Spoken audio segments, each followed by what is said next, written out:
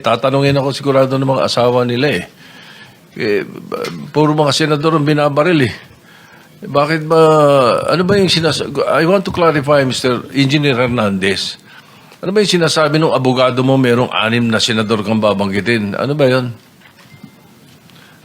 Your Honor, ang banggit niya po siguro yung laman po ng computer ko. Actually, may mga congressman po na nandun na hindi po senador yung laman nung computer ko. So fake news yun ha? May 6 na senador na nunumbrahan mo daw. Mga congressman yung nasa computer mo. Yes, yung nasa computer ko po, congressman po. Okay, thank you. So fake news nga. O naligaw si Raymond. Diba?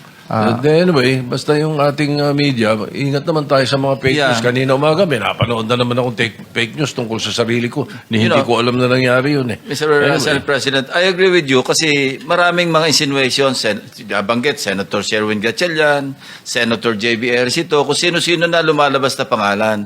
That's why we need to clarify kasi ikaw ang kinukote nung lawyer.